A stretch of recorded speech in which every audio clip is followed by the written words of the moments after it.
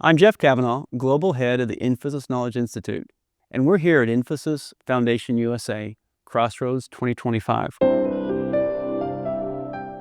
Where leaders across education, technology, and social impact have come together to shape the future of learning.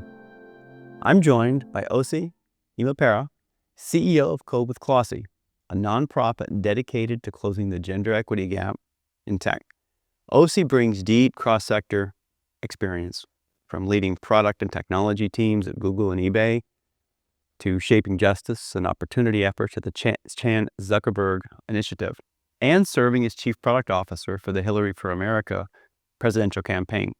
Osi, thank you for joining us and for your vital work that you do and your team does to unlock opportunity and equity in tech. We're honored to support your mission to this interview. Welcome. Good morning. It's so good to be here. Thank you for having me. You bet. Excited about this, to see you again. Exactly. The earlier work. With your leadership journey across tech, philanthropy, and civic engagement, what inspired your transition to leading a nonprofit like Kode with Klossy? Yeah, I love that question because for me, I feel so deeply called to this work. Called is a good word. Yeah, as you mentioned, I've had the good fortune to have a really long career working in tech myself.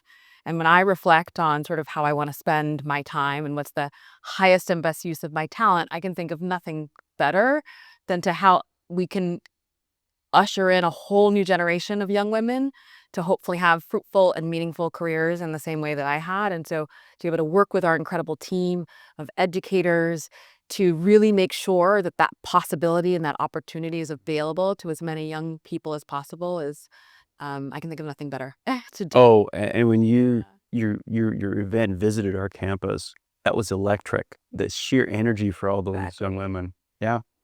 You've been CEO of Kode with Klossy for a little over a year. What's been the most eye-opening for you during this time?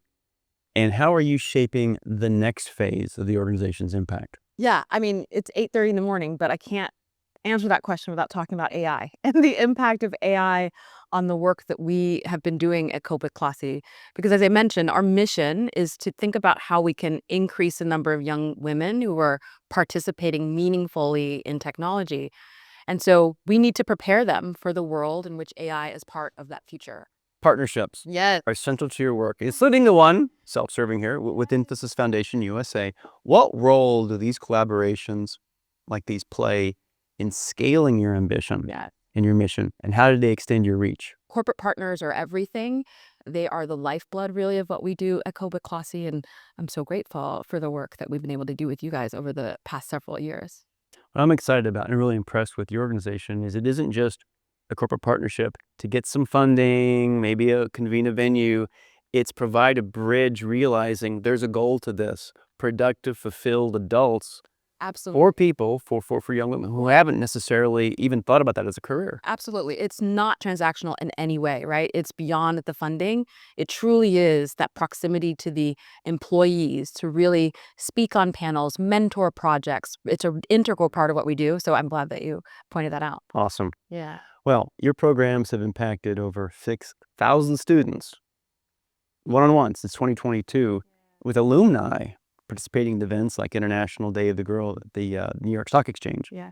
What other outcomes or success stories stand out the most to you? We meet these young people when they're 13 to 18, but our programs are sticky and longitudinal, right? So I have met a young woman, Caitlin Rodriguez, who actually went to International Women's Day. She joined our community at 16.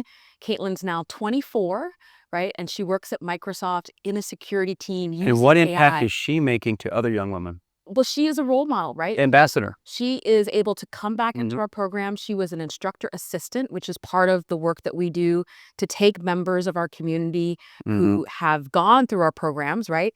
And they can now return as near peer leaders to inspire the next cohort and generation. And so Caitlin is one of those young people that was able to do the program at 16, come back as an instructor assistant, is now in the workforce, and hopefully as she progresses in her career, she can come back and be that career-connected speaker, mentor, or inspiration for the next round of young people that we bring to the program. So I think that the work that we're doing, again, is longitudinal. It's how can we be supportive infrastructure for you in your educational and career pathway aspirations. And again, make sure that we're retaining young women on that journey. And again, I can't think of a better example than Caitlin.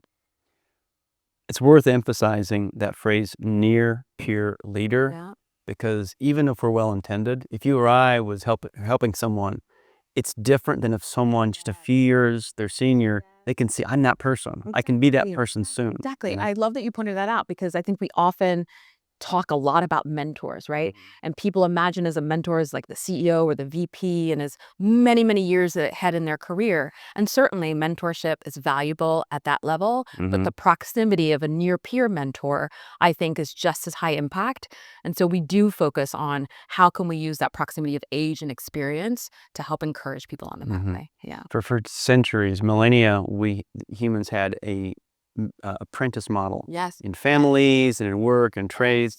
In some respects, you're getting back to that Yeah. because they're learning. Exactly. Hands-on. Exactly. It's a progress, and it's that apprenticeship sort of idea. Yes, for sure. Awesome. Well, there's still a gender gap in tech, There is. no matter how you measure it. And from your perspective, what will it take to close that gap? And how is Kode with Klossy intentionally working with the next generation to do so? Wow, man, we think about I think about this every day, right? I think when you think about the statistics of the gender gap, it's, great organizations like Kode.org, right, have made sure that computer science fundamentals are available in as many high schools and middle schools across the US. And message it to make it sexy for everybody. I mean, interesting. But I think the point is that even with that great work to make it accessible, young men in high school are still twice as likely to take computer science as their female peers, right? So why is that? Why isn't access enough to close the gender gap? And we assess the landscape to say it's not just about access.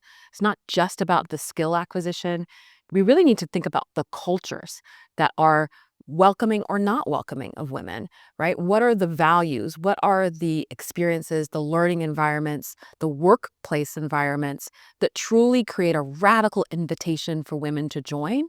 It can't just be we're here and we're not reaching out a hand and we're not creating space and we're not thinking of policies. So from access to invitation. Yes, access to invitation. And so I think that's what it's going to take. And our theory of change really is around, again, as I mentioned, how can we continue to pour into these young people and make sure they have the AI and coding skills that prepares them for the future, but how can we work with Infosys Foundation and Infosys and other corporate partners to create the conditions for their success in the workplace around culture? And so that means process, that means policy, that means practices. How are we baking into the structures of the workforce those things that are going to be a radical invitation for women to join? And I think that culture and that radical invitation is what's missing in closing. I like that. Radical invitation. Radical invitation, yeah. Purposeful and radical. Well, I'm part of the Infosys Knowledge Institute, so we're thought leadership with the business research arm. How do you think about the role thought leadership plays in getting your message across? Data, research, case studies, or stories. How does that help you get your message either to sponsors, partners, or to the actual students? Well, I think it's everything, right? I think when in the work that we're doing, we not only need to capture minds, but hearts as well, hearts and minds. And so it's story. And stories like Caitlin and the 11,000 other members of our community, that sort of creates an emotional hook and an emotional center for the work. But then, the data helps as well. And so one of the things we've been able to do is to take our longitudinal insights that we have over the many, many years and many scholars that we supported and actually show that if you create supportive infrastructure, 70% of Kode with Klossy alumni go on to get computer science degrees or engineering majors or minors, right? That is 18 times the national average, right? So the impact through 18 times? It's 4% of women. That's worth a high five. 4% of women are getting these degrees, and we are able to, through the work that we're doing and the impact that we have, really fundamentally shift those metrics. So story and data is integral to what we do, and that package of thought. So you reach their head and their heart. Well, it's their hearts, but it also, again, our partners, it's the industry, it's really how we think about all of the influences that shape young women's experience. Everybody needs that package of thought leadership, and the story and the data, obviously, this, go hand in hand for that. Yeah. Awesome. Well, I know you've got a conference to go back to. I'm so excited to do that. Osi, thank you so much for joining us and the vital work that you and your team are doing to unlock opportunity and equity in tech and AI. Thank you, Jeff. Have a great day. Thank you. Go enjoy the conference. Thank you.